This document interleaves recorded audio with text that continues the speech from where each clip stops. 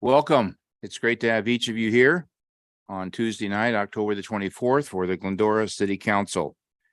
As we have been doing for 40 plus months, we are fortunate to be able to have each of you here, but also have folks that want to Zoom in. And so from a virtual viewpoint, they can join us and listen and speak. And so glad to have each one of them here too. Just a reminder to silence your phones or any other device that you might have, and please keep quiet unless you're called upon to speak. And if you're on Zoom and you wish to speak, please use the raise hand, and we will be able to see that and acknowledge you. We appreciate each of you being here. We want to have a meeting that is good and a respectful one, so would appreciate that. As of this moment in time, I would like to call on our city clerk to make an announcement.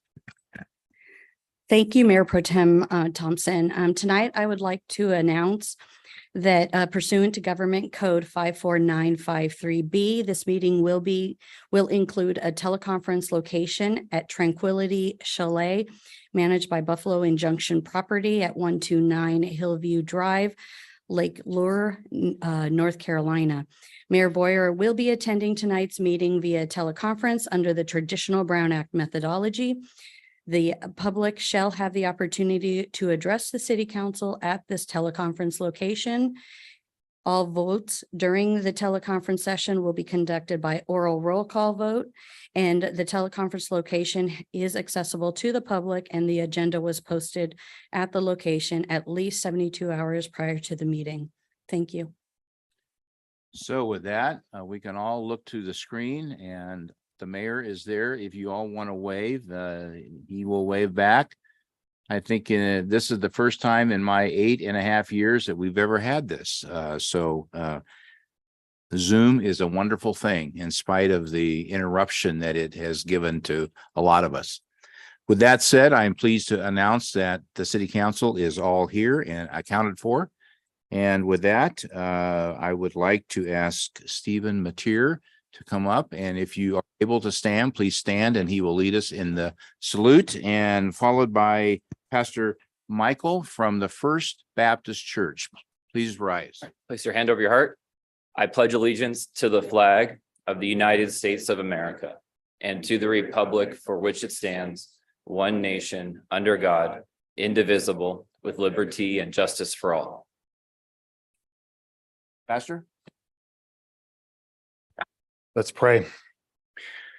Almighty and triune God, you are the creator and sustainer of all things, visible and invisible. You are sovereign, and though your Son Jesus Christ, you rule and overrule in all affairs of life. We give you thanks and praise for all your almighty works. You're a loving, good, and gracious God. Thank you for creating us and sustaining us this day by day. Thank you that you made us in your image to exist in community with other people. We thank you for our city. Thank you for our elected officials, the businesses, the churches, the families, the individuals that make our city the great place that it is. Lord, we thank you for civil government. Those who bear the sword do so as ministers to terror, to crime. I pray that our civil servants would acknowledge their calling to perform it faithfully. Be with our judges, attorneys, and law enforcement. Grant that they would never neglect or abuse their authority, but they would stand firm for truth and justice. Keep them safe from harm as they serve our community. I pray for this city meeting tonight. Give the council members wisdom and guidance as they deliberate on the items before them. May every decision be righteous in your sight, for our benefit and for your glory. Holy Father, hear our prayers. Receive our praise and answer our request, because we bring them to you in the name of your Son and our Savior, Jesus Christ, the Lord. Amen. Amen.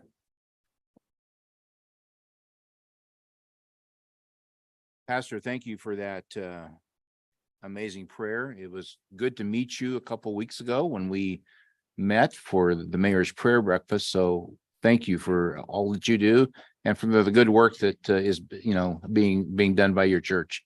So thank you. Thank you very much. All right. Appreciate you inviting me. Thank you.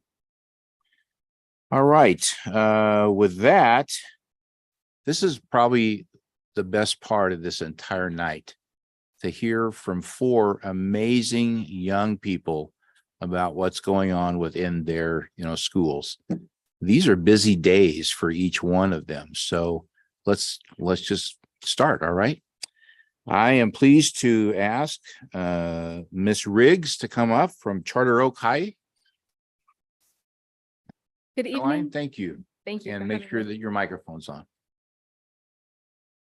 You're a pro. Yeah. Thank you. Good evening, Mayor Boyer and fellow attendees and City Council. My name is Caroline Riggs, and I'm currently a senior at Charter Oak High School. Thank you for giving me the opportunity to share all of the amazing things happening at Charter Oak.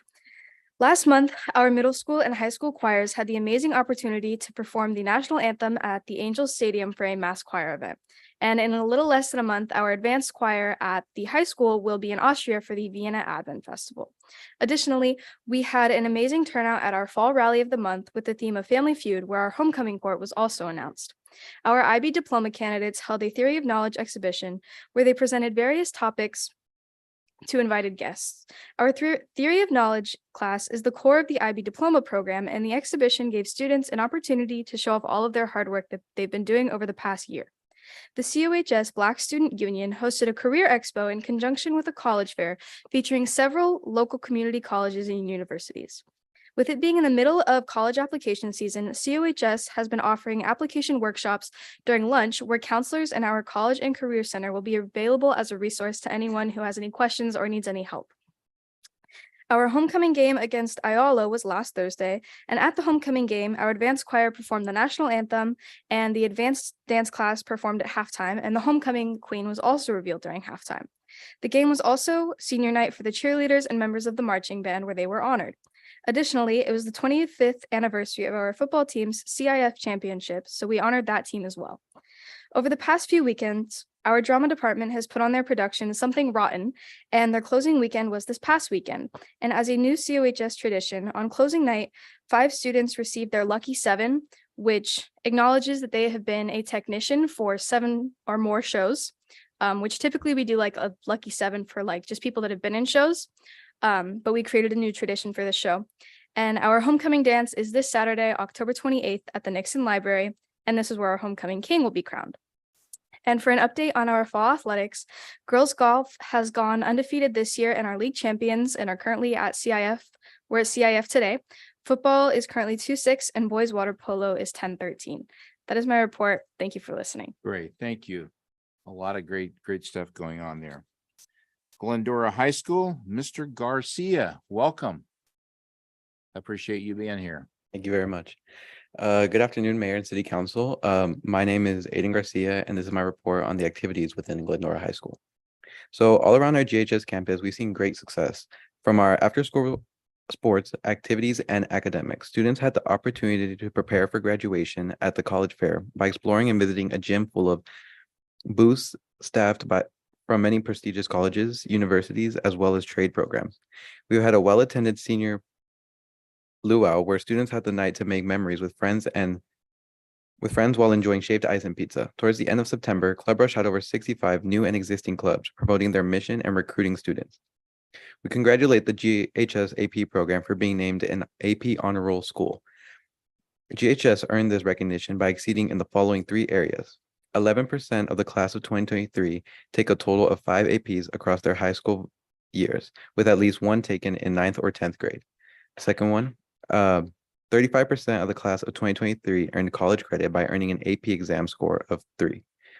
11% of the class of 2023 experienced 1 AP course before graduating.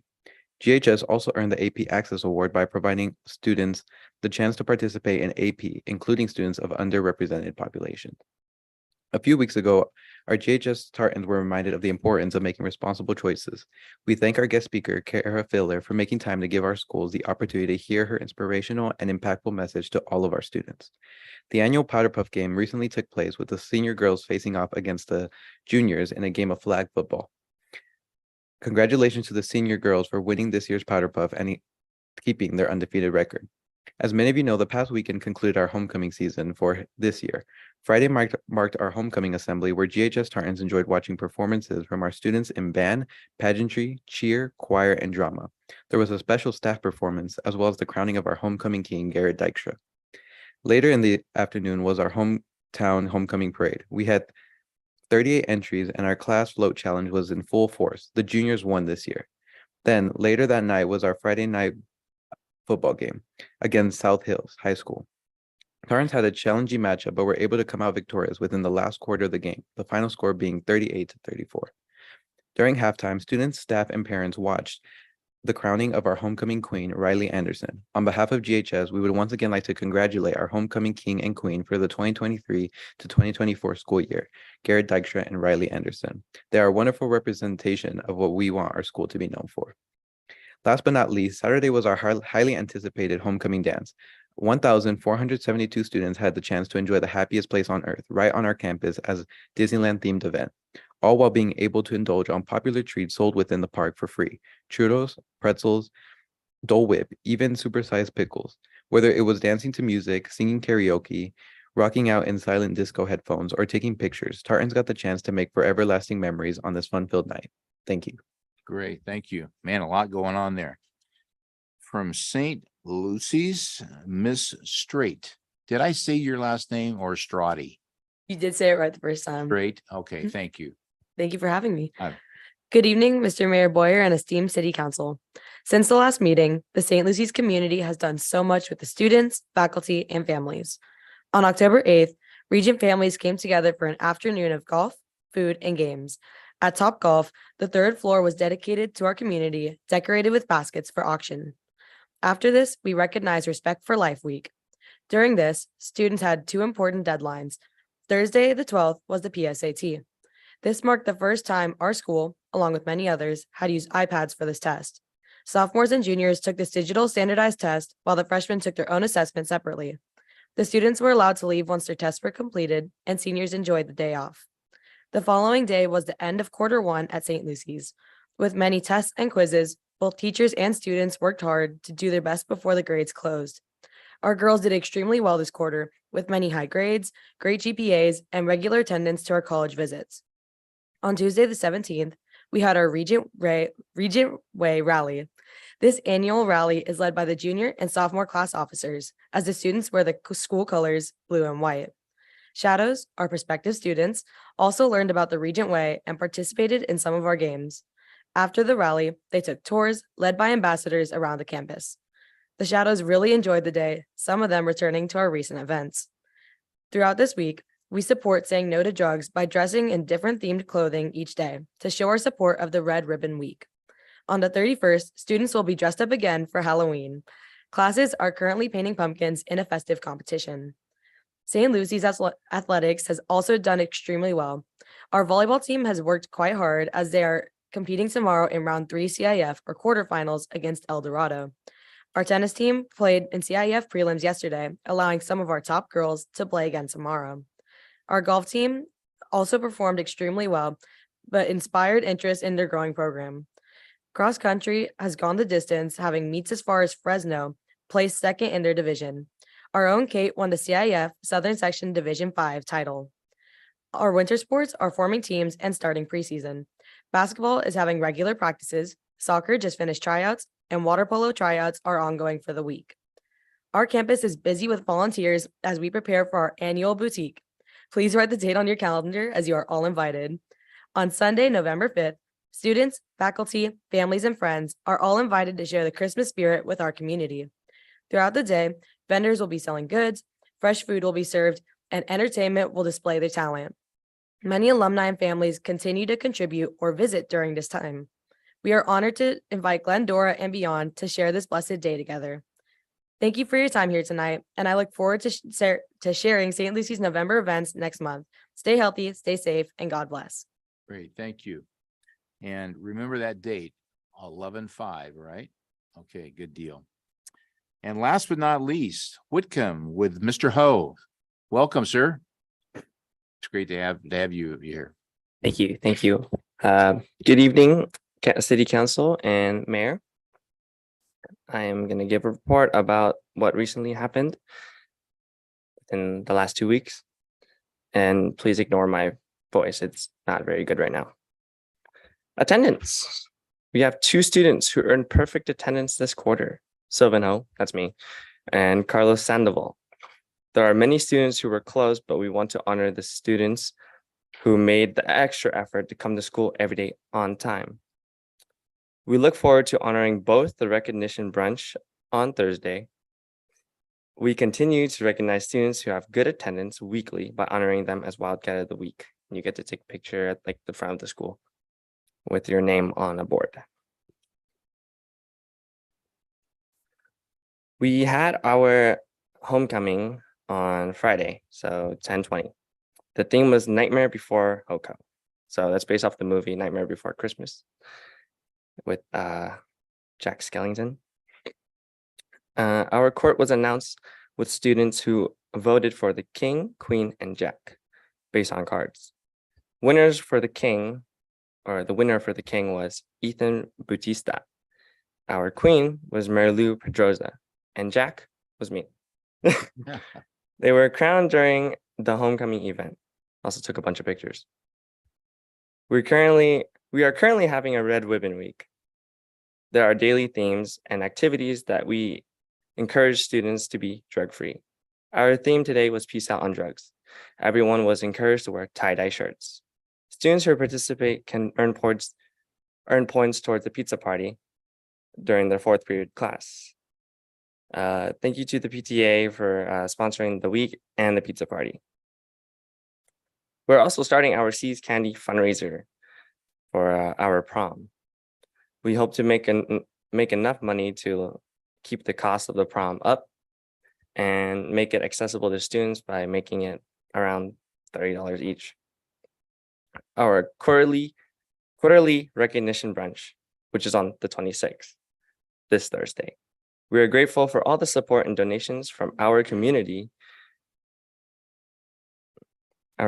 partners that allow us to recognize the achievements of our Whitcomb students. We especially thank the Kiwanis Club and Glendora's Police Officers Associations for their donation. We will be honoring students of the month, principals honor roll, and perfect attendance. Thank you. That's all I have for today.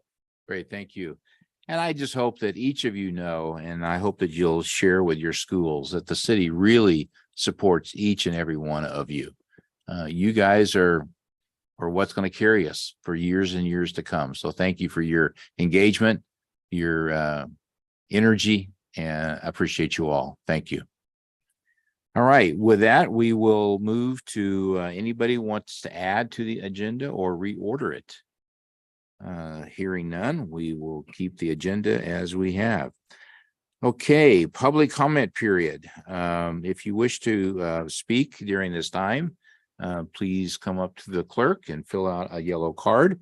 I remind you to keep an eye on both of the screens. There is a limit in terms of your time as shown there as to how long that you can talk. If you're on Zoom and you wish to talk after we take care of those folks that want to talk here, please use the raise hand and we will make sure that you are given a chance to, speak.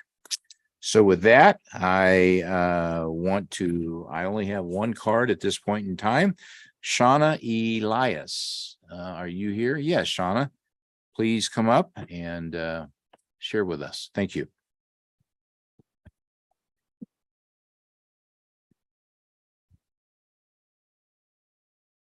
Good evening. My name is Shauna Elias. At the last meeting, a discussion took place regarding the potential regulation of political signage ahead of next year's elections.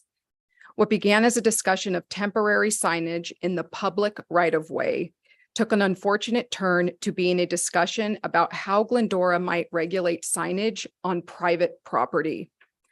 References were made to the quote ad nauseum signage during the 2022 school board election, an election in which I participated, and candidates already campaigning for next year's elections.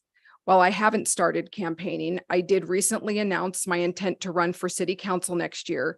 so it was clear who you were referring to. Accordingly, I felt it would be appropriate to join you tonight to share my thoughts. I have a great deal of respect for all 5 of you, but watching your conversation at the last meeting frankly felt disappointing. When elected representatives who enjoy considerable name recognition as sitting city council members attempt to regulate the ability of other lesser-known candidates to build name recognition by providing signage to campaign supporters to display on their private property, it feels very undemocratic and, quite frankly, elitist. You may not have intended it to come across that way, but unfortunately, that's how it felt as an observer.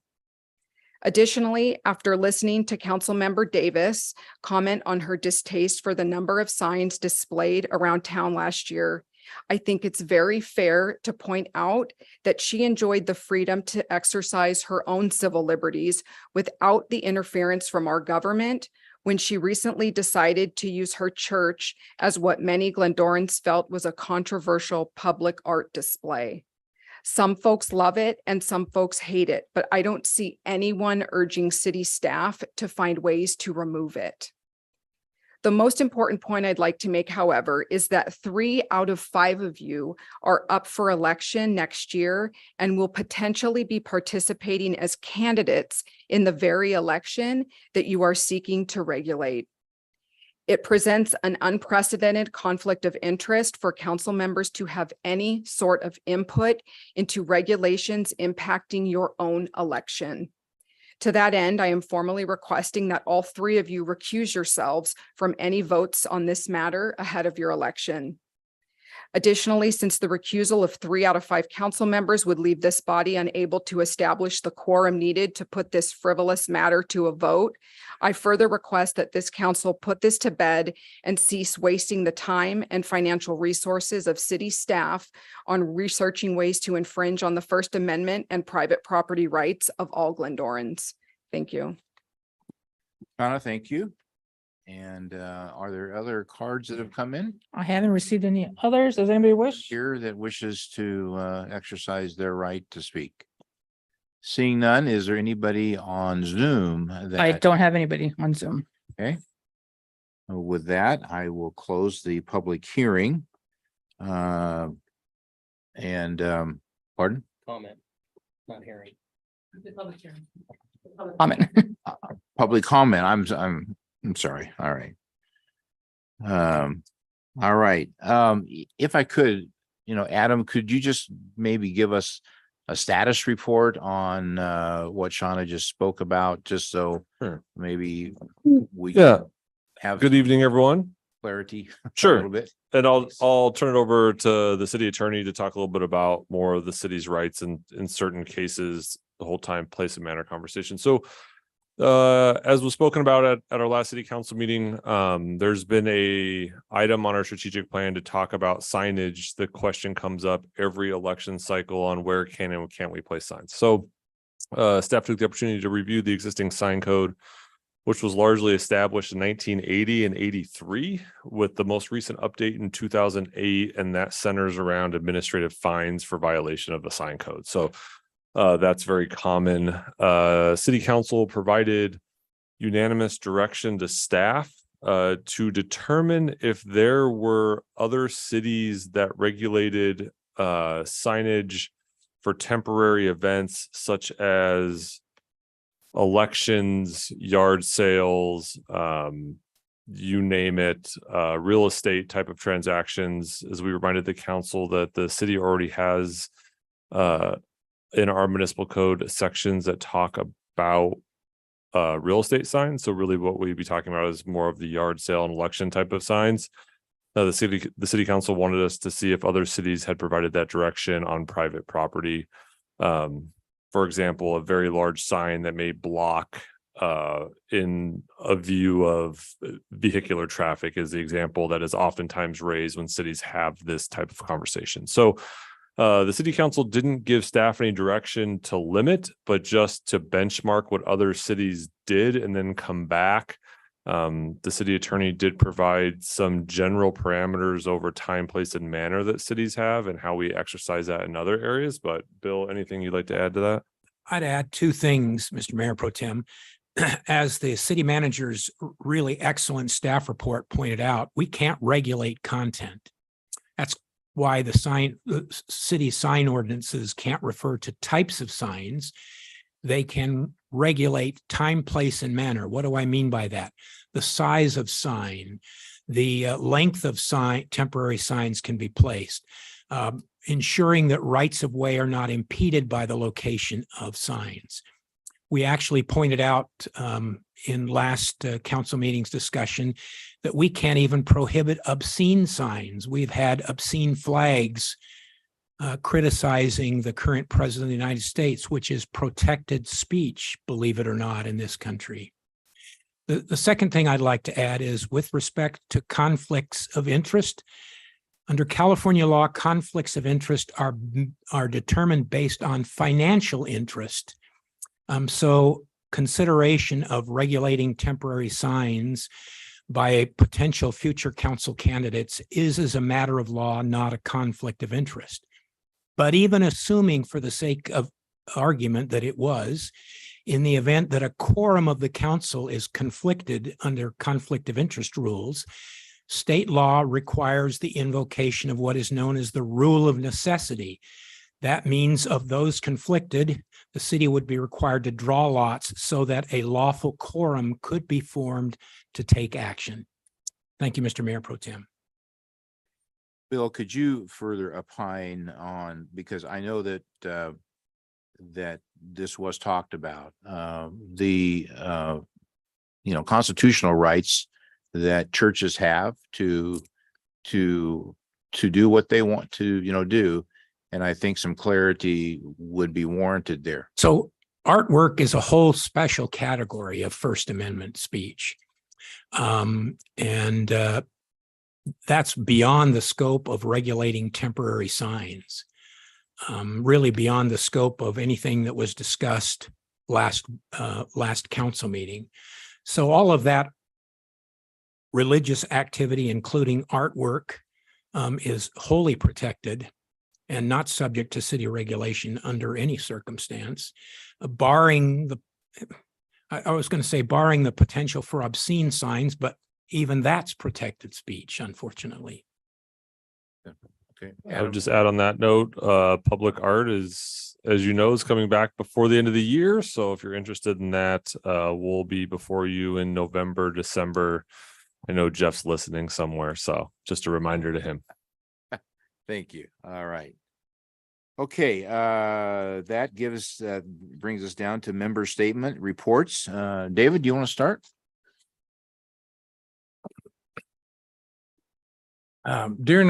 One of the items on our agenda at the last meeting involved the city's purchase of property with the vision moving forward to come up with some housing solution to help the folks in town that are either unhoused or might need affordable assistance or counseling or some other measure.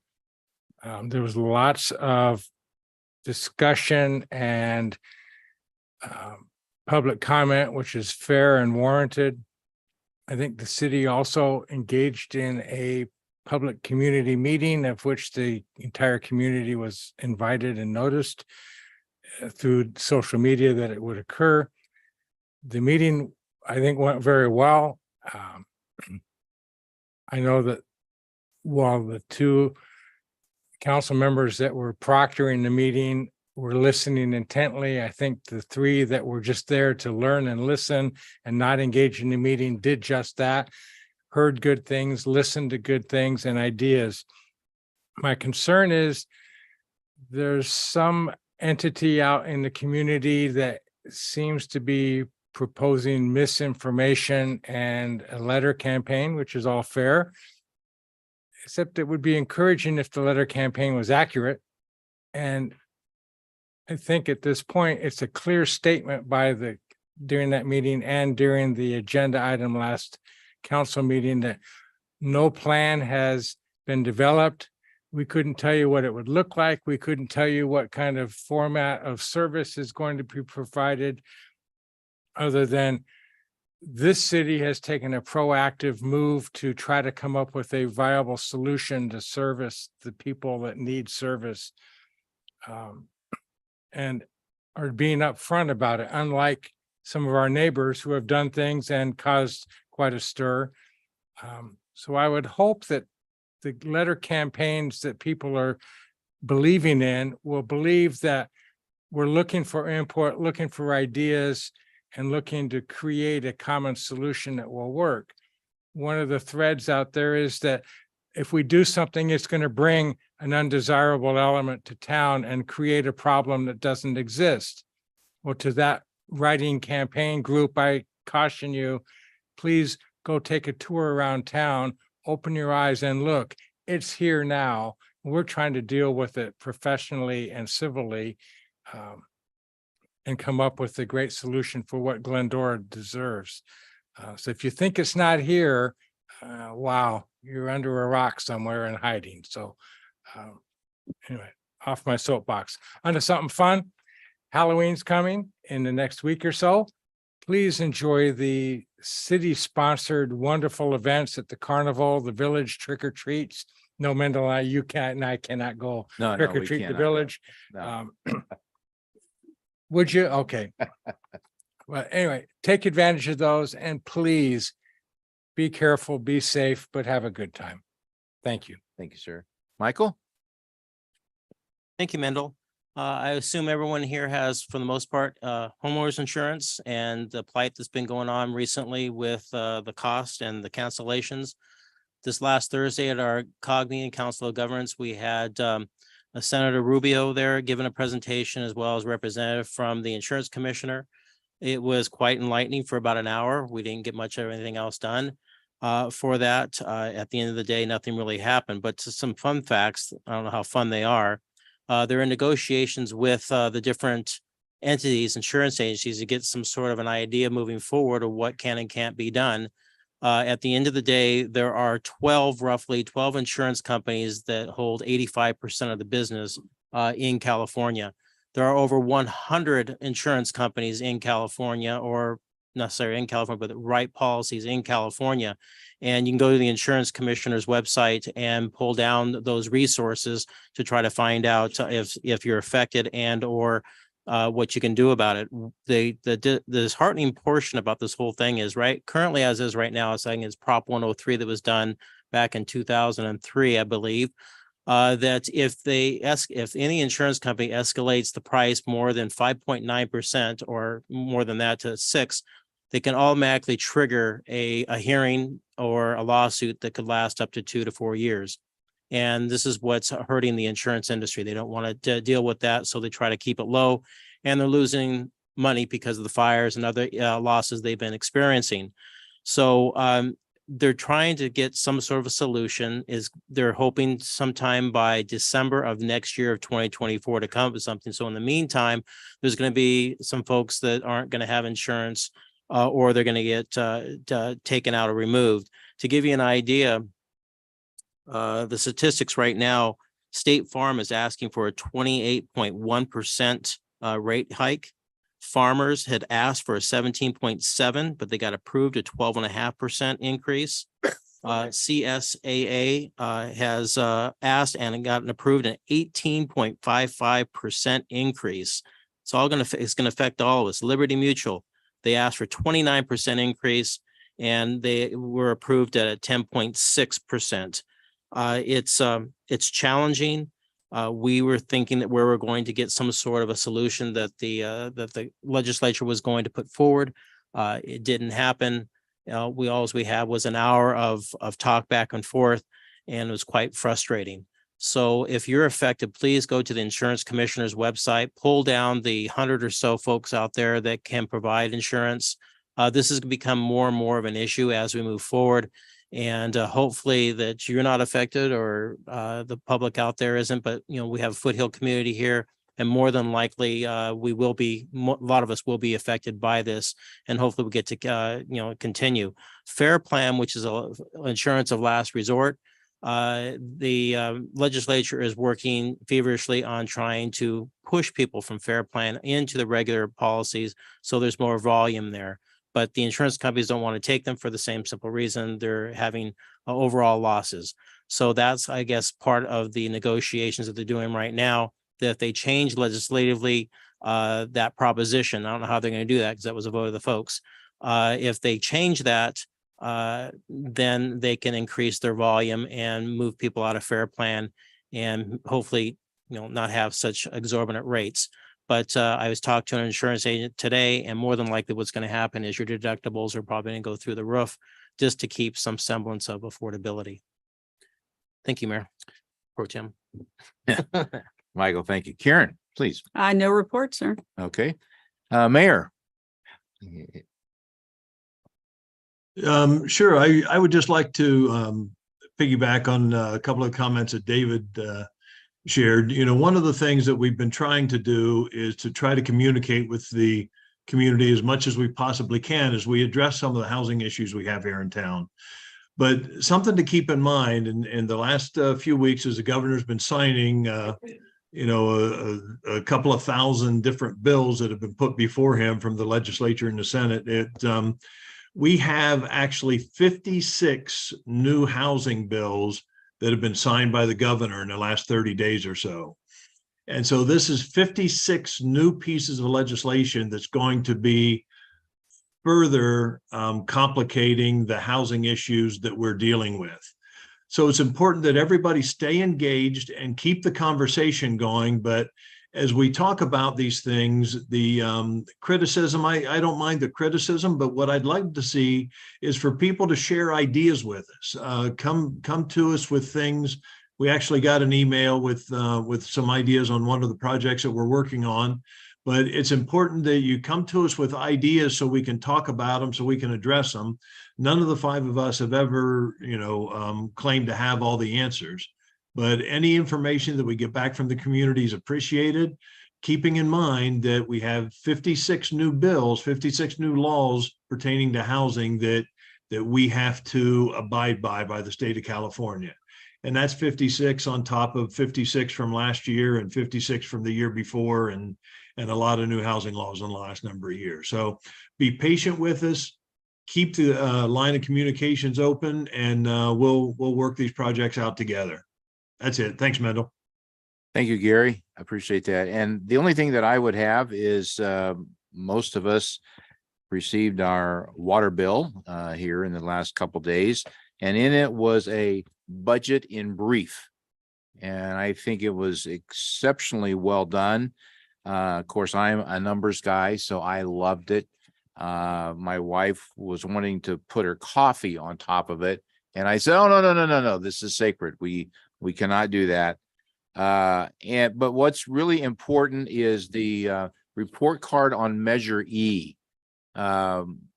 We appreciate the voter support to pass this, and you can see exactly what we have all spent, and a portion of that sales tax has stayed here, and what it's meant for us. It has been huge. And so to the city staff, thank you. And I hope that everybody has a chance to read this. And our names are on here. If you have a question, please call us, write us, or call city staff, and they would be more than happy to explain anything that you might want to know. So thank you, team, for doing this. With that, Adam, do you have anything to add, or just a couple things this evening? Last meeting, we talked about a lot of places to find information. Please go to the city's website. You can find our strategic plan, our budgetary information, major projects that we are undertaking. You can also sign up for alerts on where to be provided proactive information, including all of our events. So I know Greg is always providing us with website updates and information and statistics. So please visit the city's website for all of your needs. Thank you. Great. City Attorney, do you have anything? Mr. Mayor Pro Tem, I was going to report on a recently concluded college football game, but since that's not within the subject matter jurisdiction of the city council, I won't. Well, we do appreciate that. As most of you probably know, Bill is a Ute, a Utah. That's what they're called, Utes. I'm not exactly sure what a Ute is, but anyway, and I'm a USC guy. Okay. And if you didn't know it, they won and we lost on Saturday. And so, Bill, congratulations. And I'll just be a man and own it. So anyway, but that's all that you really wanted to say, right? Oh, thank you. Okay. Well, we do appreciate that. Okay, we will be moving on. Up next is Jessica with Athens. While she comes, she is the Director of Government Affairs.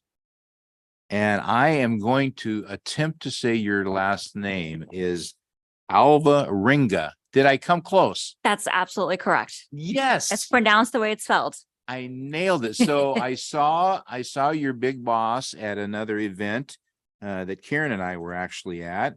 And I said to him, how do you say her last name? He said it a couple times and it stuck. It's stuck. You got it. But Jessica, it's great to have you Thank here. you. Thank you. Share with us everything good about what Athens doing. So the floor is yours. Thank you. So, like you mentioned, my name is Jessica. Actually, first of all, good evening, Mayor and Mayor Pro Tem and members of the council. Like you mentioned, I'm Jessica Alvarenga with Athens Services, Director of Government Affairs. And I would like to point out, since we were talking about football, I'm a proud Bruin. And We will forgive you for that. and I've been overseeing Glendora now for a few months, and it's been an honor. So I just wanted to come introduce myself and share a little bit about some of the services that Athens provides to the city, some of the things we've seen so far this year, and some of the things to look out for. So Athens is a family-owned business. We've been around for about 60 years in the general LA region. We serve over 50 plus cities. We offer various services, everything from, your trash, organics, recycling, everyday disposal to hazardous items, special waste, construction and demolition. And of course, we take a lot of pride in being a great community partner in all of the cities that we service, especially Glendora. So one of the things to keep in mind is lid flippers. We've all heard about SB 1383, and part of the compliance efforts with SB 1383 is monitoring contamination. So lid flippers, they kind of look like the Jeep in the picture. They're red Jeeps. They have an Athens logo, and the driver's seat is on the right-hand side. So next year, we're looking at May, September, and December for Glendora. We're going to choose 1 week, 1 route, and the driver in the lid flipper, or the lid flipper himself, will choose sporadic barrels to look through. He'll open them up and just kind of look for contamination. He'll add a tag if the cans or the barrels are contaminated, and it's mostly for educational purposes. We want the residents to really learn what they should and shouldn't be putting in the green organic barrels. Sometimes we think that maybe palm fronds go in the green barrels or dog waste. And so there are a lot of misconceptions of what goes in there and doesn't. And so the lid flippers are a great way to comply with SB 1383 while educating our residents and our customers. And with that, with those educational components, we're able to really use the organics to the next level. We're able to create compost and mulch and give it back to the community members. So this year in Glendora alone, we gave out 20 tons of compost in April. Most recently, we gave out 50 tons of compost in October. And to the city year to date, we've given out 165 tons of mulch. So that's year to date. There will probably be more than that at the end of the year. And so I have some fun stats and fun facts and stats for you all. Between January and August alone, we've been able to divert 13,439.87 tons of waste away from the landfill. This is, again, Glendora residents alone. And again, that allows us to make compost, mulch, recycle any, aluminum items, plastics, stuff of that sort. And so that's really successful. Also, year to date, we've had 7,592 bulky items called in from Glendora residents alone. That doesn't include the number of bulky items that have been seen by Athens team members and picked up. These are just the ones that have been called in. So, I mean, that's a huge number that helps keep the community clean. And again, another big success. And we want to continue to remind customers that bulky items can be called in whenever. There is no cap at how many times residents can call them in. In fact, I've recently been working with city staff to put together a social media campaign to educate residents to call in bulky items when they see them. It can be a bulky item of their own, maybe old furniture they're trying to throw out, or it can be something abandoned that they see on the street. They just call up Athens Services and we will take care of it.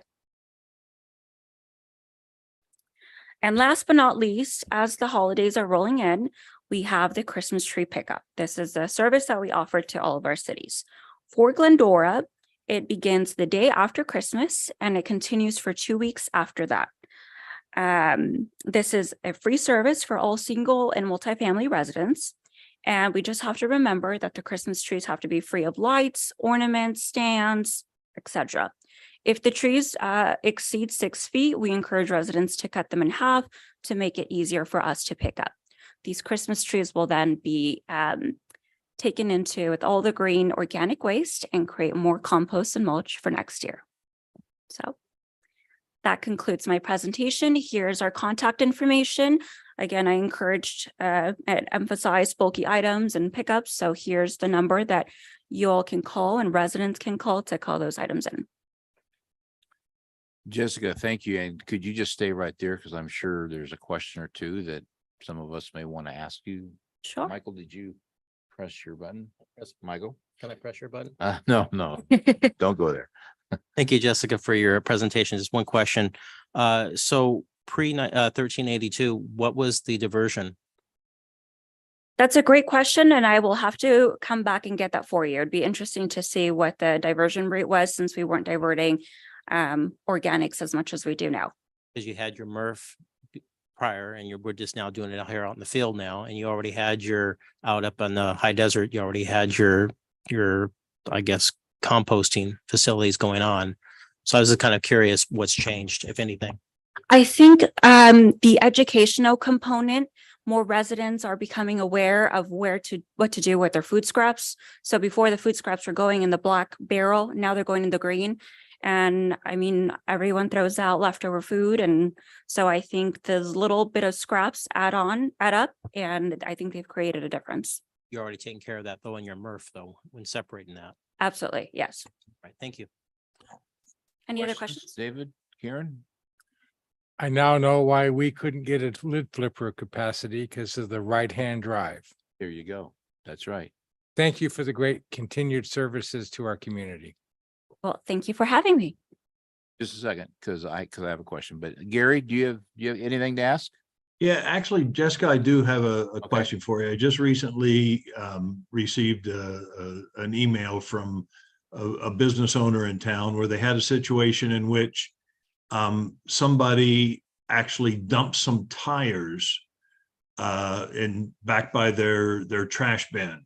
And I recommended them to call Athens, and they were told that Athens can't pick up the tires. Do you have a recommendation, or could you maybe find out what somebody can do in a situation like that? Because it's not a tire business, it's not their tires, but somebody, as people do sometimes, they just dump stuff by businesses' trash bins. Yeah, so tires are considered special waste, which would be just a little tricky, but because this was an illegal dump, I'd be happy to help them and get that taken care of. Okay, I appreciate that. I'll get the information. I'll get it to you. Thank you. Yeah.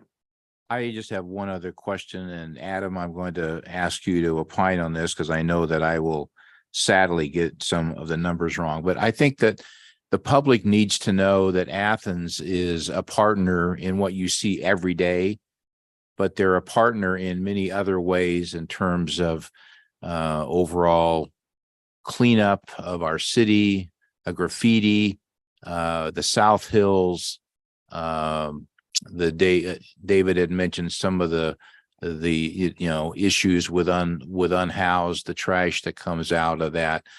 So the question, Adam, could you give the public just a sense of maybe the amount of trash bins that we secure from Athens to keep our South Hills clean? If they want to provide them for free, that'd be great. Well, That's what we're aiming I for. am No, giving- I'm kidding. I teed that up well, and you took the bait. I sure did. Be happy to help. Yeah.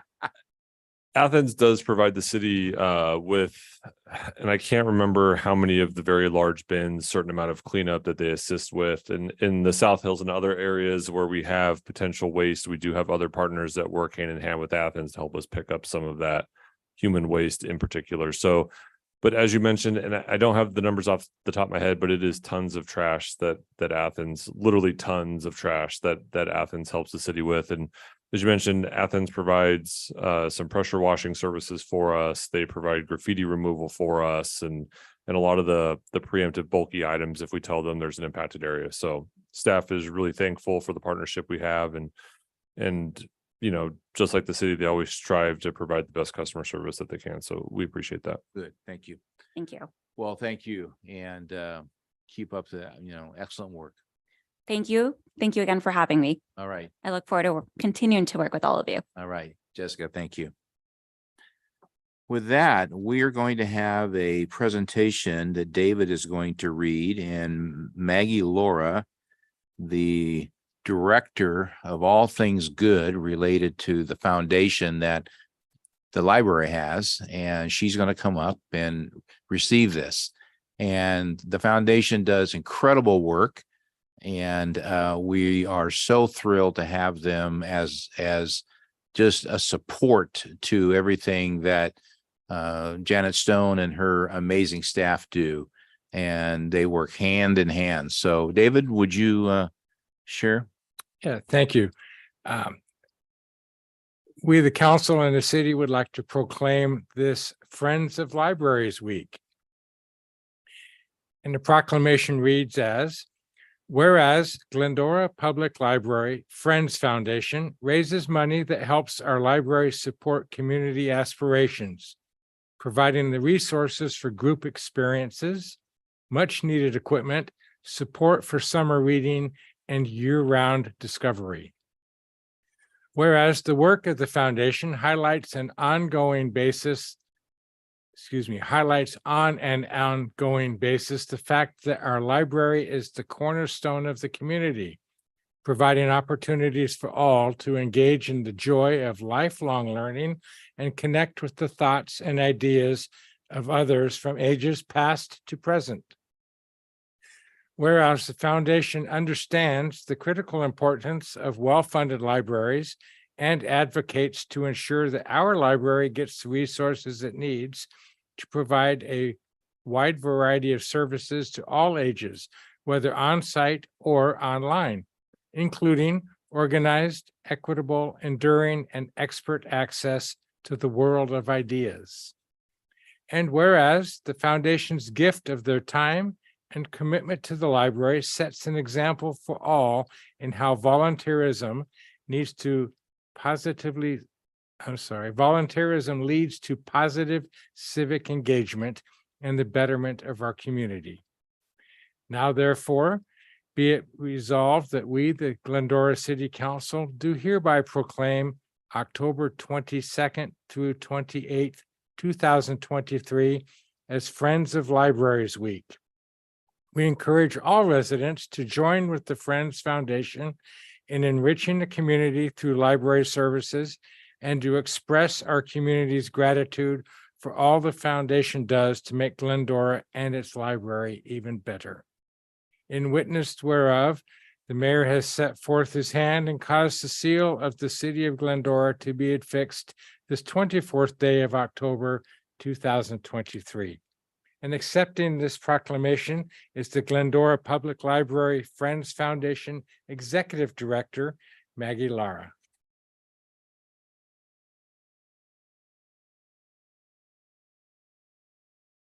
I'd like to invite also a board member, Kevin Kiramoto, who's also a business owner and partner for K2 Financial Partners.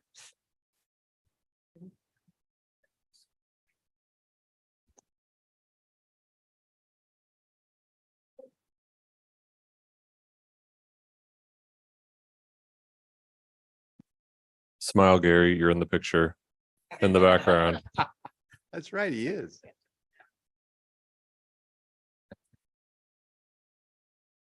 You're good, Mayor. I appreciate your indulgence. The Friends of the Library actually began in 1964 as a band of volunteers and book lovers, and they held book sales to support their favorite cause, the Glendora Library. With a love of community and a passion for books, these library ambassadors inspired people to explore the world of information and imagination available at the library. Since those early days, the Friends of the Library has evolved into the Glendora Public Library Friends Foundation, in which this year we've committed $171,000 in support of library programs and services. As I mentioned, I'm Maggie Lauren. I'm the executive director for the foundation, but I have the privilege of working with a team of volunteers led by our board president, Kathy Boyer, and a team that donates their time and talent of raising money in support of the library. In celebration of Friends of the Library Week, I'm here to honor all of our volunteers for their tireless efforts in support of the library. We also want to thank our donors, which includes many of you, our friends, neighbors, and local businesses who support the library. And through the years, our funding's pioneered a lot of new library services, such as the library's original computer center, the adult literacy program, outreach cultural programs, summer reading challenge, and digital online and streaming services, and the library's app. But we look really with great anticipation of this next season of new beginnings and projects. But with all these milestones and numbers, we recognize that what we really fund are stories. In fact, our tagline is 1,000 stories, one foundation. The story of a family I encountered, it was a mom with two beautiful young daughters, probably at the most ages 4 and 6. And I asked them, they had books in their hands that they just received from the Summer Discovery Challenge. And I asked if they were princess books. And looking at me quite irritated and disgusted with my question, the oldest responded no, that it was a space book because she was going to be an astronaut. And her sister responded, me too. So we realized that we fund dreams. Or the ER nurse from the local hospital purchasing magazines from our book loft, saying that she loves browsing and visiting the library because it's so peaceful and calming. So we help fund spaces of refuge from a very loud and busy world. Or one of our dear friends recently who had to spend lots of time in the hospital with her ailing spouse. They read books, watched movies, and listened to music remotely through our online services. So we fund comfort during difficult seasons.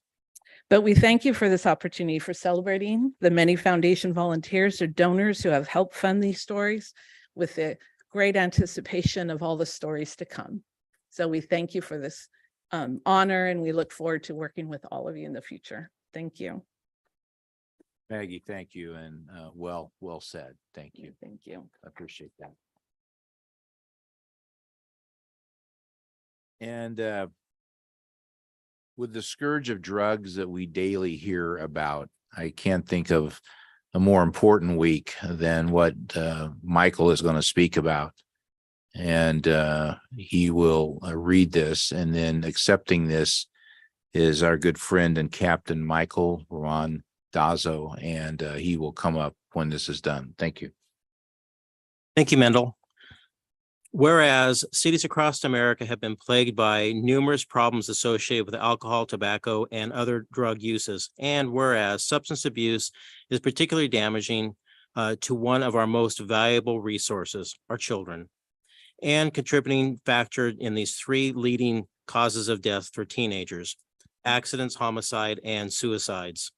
And whereas local leaders in government and in community know that the support of people in their neighborhoods is most effective tool they can have in efforts to reduce use of alcohol, tobacco, and other drugs. And whereas it is the goal of Red Ribbon Week to involve families, schools, businesses, churches, law enforcement agencies, and service organizations in our communities to establish an atmosphere that supports awareness, education, and ongoing initiatives to prevent illegal drug use. And whereas businesses, government, parents, law enforcement, media, medical institutions, faith, community, schools, senior centers, service organizations, and youth will demonstrate their commitment to healthy, drug-free lifestyles by wearing and displaying red ribbons during this week-long campaign.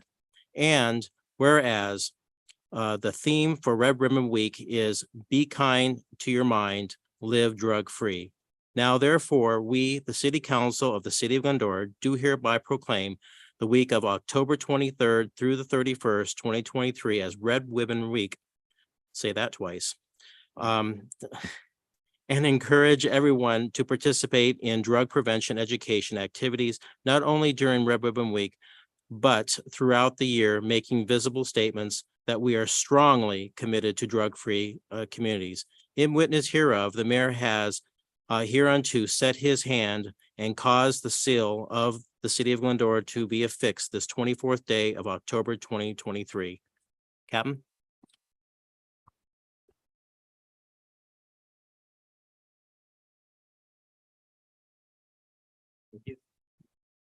Time to smile again, Mayor. You're on the big picture there, so.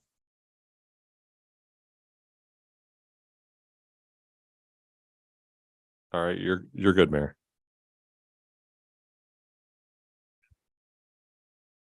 Thank you, Mayor.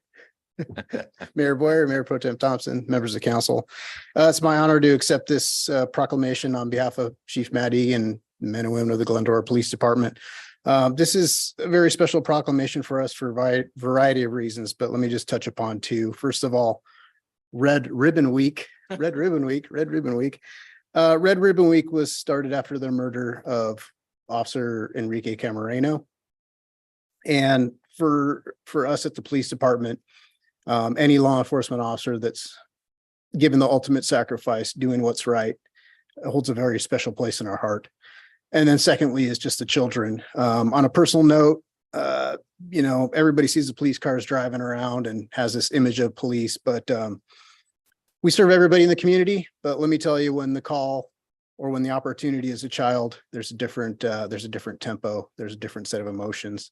And we're proud to do everything we can, be in partnership with the community and do something special like this. From just giving a fist bump or setting an example, or having the time to sit down and talk to somebody, a child in the community, and make a difference. Or when it gets rough and there's a child injured or something like that. Our staff is always ready. And when there's a child involved, there's a little bit more to it. So on behalf of all the men and women of the Glendora Police Department, but especially our school resource officer, Travis Morrison, the person in the police department that has the most impact on the youth and the children in our community. Thank you. And I'm honored to accept this proclamation on their behalf. Thank you.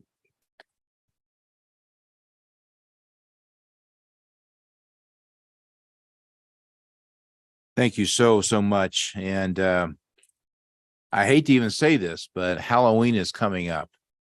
And it's important that we as parents be very attentive to the goodies that our kids get, because there are some people out there that are not quite as nice as most of us are. And I would just encourage each of us to be attentive to that, because it's a known fact that some drugs look a lot like Skittles and all those other kind of fun things to eat, and that's the last thing that we want for anybody to experience. So, Captain, thank you for your timely words. I appreciate that. We have another captain who I'm going to bring up, Stabio. Chris, it's great to have you back, and you're going to give us an update on our PFAL initiative that we continue to deal with and try to please everybody, which is probably an impossible thing to do, but we're anxious to hear kind of what you're going to report out. Thank you, sir. I'm sorry, sir. I'm not sure. We didn't draw lots, but perhaps we should have. Mayor Boyer, Mayor Pro Tem Thompson, members of the council, thank you for having me up to discuss this. There we go. At the direction of City Council, city staff secured the services of a vendor to do a couple of different things. Primarily, the focus of finding this vendor was to conduct a thorough PFAL survey and census to figure out exactly how many peacocks, peahens, and peachicks we had living in the city of Glendora. We have retained the services of Raptor Events LLC, who will conduct the survey, and this will start probably as soon as Friday. It might be pushed off to Monday, but we're in the final stages of having the vendor sign a contract.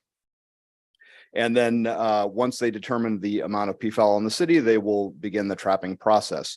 So you'll see up here on the map, the city is divided into two particular PFAL zones. On the far lower left corner of your screen there, you'll see that it starts at the corner of Grand and Bennett and extends all the way up Grand Avenue into the foothills. The south end of the zone there runs all the way east across Bennett to Lorraine and then north all the way to the foothills, as that is primarily where most of our PFAL population exists. The PFAL census will do a couple of different things. It will give our vendor an opportunity to not only count the number of PFAL that we have in our city, but it will allow him to, in essence, sort of scout out where he might be able to place some traps that will be used later on in the process, should someone want to trap any PFAL on their property. So what you'll see here is a trap that actually belongs to the vendor. You'll see, I think that's a peacock and a peahen in there. They are 10 by 10 made of chain link. They're required to go under a shade structure, or he will provide a shade structure for it. There is food and water that the trapper will provide. Once peahens and peacocks get into the trap, they're unable to exit. It doesn't injure them. They're just unable to negotiate the particular entrance and figure out how to exit once they get in there. Should we inadvertently trap any peachicks that are with a peahen, or if we trap a peahen and it has some peachicks with it, the trapper will go ahead and release those, part of the population so that the cycle of life can continue and we don't adversely affect the PFAL population. The trapper will provide food and water, and in no case will there be any PFAL that's left in there in excess of 24 hours. Typically what will happen is that the resident will see that they have some animals in that trap. They'll call the trapper, and then he will be out there probably within a few hours. How to request a trap. Last Friday, we put out a PFAL mailer that you'll see in the next slide, and we've already gotten a number of calls. So if there are any residents out there listening to this, if you want to request a PFAL trap, no problem. Call the Glendora Police Department, ask to speak with Support Services Supervisor Mark Archibald, or you can contact him at 914-8265 or send him an email at marchibald@glendorapd.org. That's marchibald@glendorapd.org. Once you have decided to place a trap in your yard, you'll need to sign an access agreement with the city. This particular access agreement will allow the vendor to go onto your property, place a trap on the property so that we can have peacocks and peahens go into it, and then the trapper will remove those birds. Relative to council's direction to provide community engagement, we created a two-sided letter that shows the map that you saw up there a few slides ago, and then some information on the front of the flyer, primarily how to request a trap, what the trapping process is going to be, and how to get in touch with people at the city if you choose to do that. It also has some information about how to discourage PFAL from inhabiting your yard. If anybody that's interested, or rather that's listening, is interested in doing that, click on the city's website, there's a section where it talks about wildlife. Click on that, click on the giant picture of the peacock, and it will take you to the San Gabriel Valley Council of Governments. And they have a voluminous amount of information about plants that you can have in your yard that peafowl don't like, ways to get them to not go into your property. And it's really quite a expansive amount of information if anybody's interested. With that, I will send it back to council, and I'm happy to answer any questions you may have. Okay, questions for Captain David? Thank you, Captain. I've had some outreach since our last meeting, and so I'll share some questions, and not necessarily looking for the answer right now for the nuts and bolts, but perhaps some things to consider as we are engaging this process. One of the questions that came up is, while we have a commitment to retrieve the trapped fowl within 24 hours, there's a possibility that if it's in the backyard and not monitored, that the bird could be there for a couple of days if the homeowner is away. So I guess we'd hopefully have some commitment that the homeowner's around during the time the trap's there and can give it regular monitoring. The direction from the trapper to the individual that is having the trap placed on their property is that if they are going to be away from any extended period of time, is to not engage the trap. Don't allow it to be in a position where it's closed up, so that if a bird does go in there, they can very easily exit. Good answer. Okay, because another concern, I've never seen this, but I guess we have predatory animals also. And if they see a trapped bird, they could go drive each other nuts trying to get to each other or get away. So concern. Second question I had was, apparently pea chicks don't necessarily follow their mother around all the time. So if we get a pea hen in a cage, who knows if there's a orphan chick out there somewhere. So I don't know how you deal with that, but darn, they grow up and become something. I can't tell you that I'm an expert on peafowl, although I certainly know more about them than I You are now. a few months ago. But in talking to the trapper, he said typically when you trap a peahen, if there are pea chicks associated with that particular peahen, it's not difficult to find out, and they're usually milling around right outside the trap. Obviously, there are exceptions to this. And as I said, I'm no expert, but he is. And so I tend to trust what he told me. Fair enough. Okay. Thank you very much. Karen? Michael? Gary, anything on peafowl? No, nothing. Thanks. Okay. Chris, thank you for the good work that you and our partner are, doing. And Adam, is there anything that from a city standpoint you want to add other than what the captain said? No, with the mailer that went out and knowing that there's going to be large cages in some areas, people will have questions. We felt it was important to come here this evening, and the captain did a fabulous job. Great. Thank you, sir. Thank you. All right, we will move on to items 6 through 8 on the consent calendar. Those can be enacted by one motion if I'll so move items chosen. 6 through 8. All right. A I'll motion has second. been made and seconded. I'm assuming that means that nobody wants to pull anything. So with that, we will have an oral vote to include our, mayor. So, Yes. Madam, I will now conduct an oral roll call vote. Councilmember Ellis. Yes. Councilmember Davis. Yes. Councilmember Freendall. Yes. Mayor Pro Tem Thompson. yes, Mayor Boyer. Yes. Motion carries 5-0. thank you. All right. And with that, we're down to our final issue, and that is number 9, award the capital improvement project contract services with FreeWire Technologies for the purchase and installation and warranty of one boost charger 200 for an amount not to exceed $205,700 at the City of Glendora Public Works Yard. And to report this fantastic thing is none other than Stephen Mater. Stephen? Thank you, Mayor Pro Tem. Appreciate it. And thank you, City Council, for the opportunity. I'll keep my remarks brief tonight on this. This is an emergency purchase to facilitate the temporary charging of our 2 zero-emission electric buses that arrived last Wednesday. Originally, under the planning and grants that we had worked out, Edison would have completed our infrastructure work over the summer in time for our buses to arrive, so that we would not have any downtime in between charging. Unfortunately, Edison pushed back that delivery date to about February at the earliest to get their work done.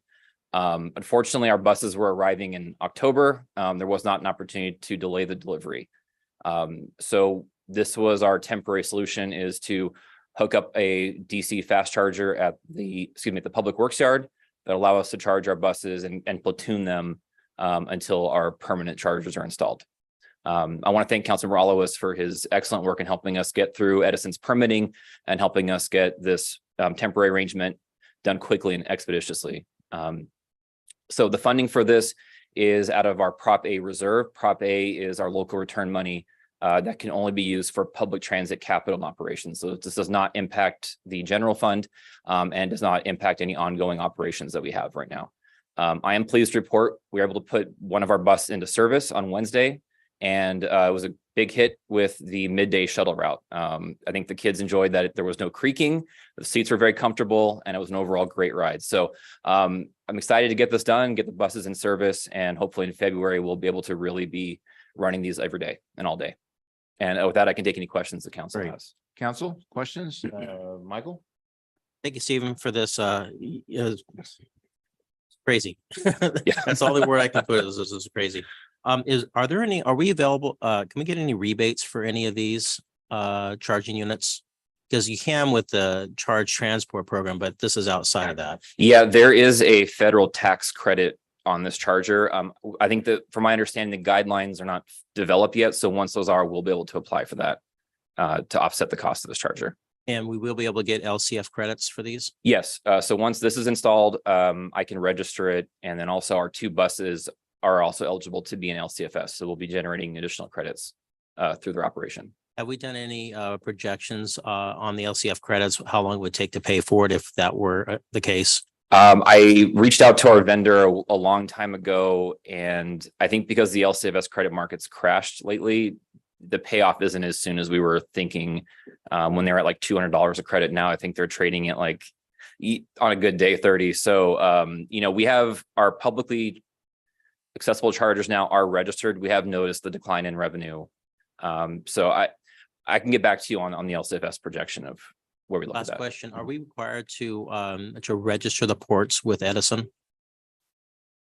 This one, I don't believe so. But I think the permanent ones are, because that is under the Charge Ready program. Thank you very much and congratulations. Thank you. Tough lift. Thank you. David, Karen, anything? I do. I think I know the answer to this, and I'm sure you'll confirm it, but just want the public to recognize while we're making a sizable investment, this is not a investment in a temporary item. It's a permanent item which will go against the fulfilling a strategic plan to modernize fleet and give us an additional port that we were not expecting to do. The temporary is just the temporary charge location until the other one comes about. And so we'll actually end up at the end of the day with 2 charging locations for this. I apologize for not making that in my remarks. That's the silver lining to this cloud, is that we will actually have a charger ready to go, so that if the corporate fleet, when we start purchasing electric vehicles, they'll be able to charge at that location as well. Thought that was the case. Thank you so much. Gary, do you have anything to ask? No, I was going to mention the same thing David did, but thanks. Good report, Stephen. Stephen, so this is kind of, off the rail, but when you launch a bus, is there anything that is equal to when they launch a ship? I mean, do you have a ribbon cutting? Do you crack open a can of Dr. Pepper and say, cheers? Or do you just turn the puppy on and drive off? On Wednesday, it was turn the puppy and drive off. We had a grant supporting the purchase of that bus, was like, you have to get it running today or you lose the money. Once we're over at the Parks Yard and have everything all set up, we will do a formal ribbon cutting. Oh, We're also going to be rewrapping the buses with a new brand, so that'll be something to look forward to as well. very good. Yeah. Okay. Well, inquiring minds were wanting to know how a new electric bus is actually launched. So And I would invite the council to come if you ever like to see it right now in the yard. I'm happy to meet you over there and we can Great. look at the bus. okay, good deal. All right, with that, a motion has been made by Karen and seconded by Michael. Can we have an oral vote call, please? Of course, Councilmember Ellis, Yes. Councilmember Davis. Yes. Councilmember Frindall, Yes. Mayor Pro Tem Thompson, Yes. Mayor Boyer, Yes. motion carries 5-0. Thank you. All right, Stephen, thank you once again. Job well done.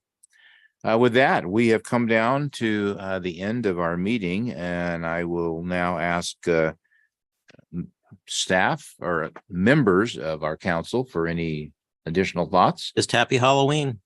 Michael? David, Karen? Okay, staff, anything? I just want to announce that it took me longer to drive here than this meeting lasted.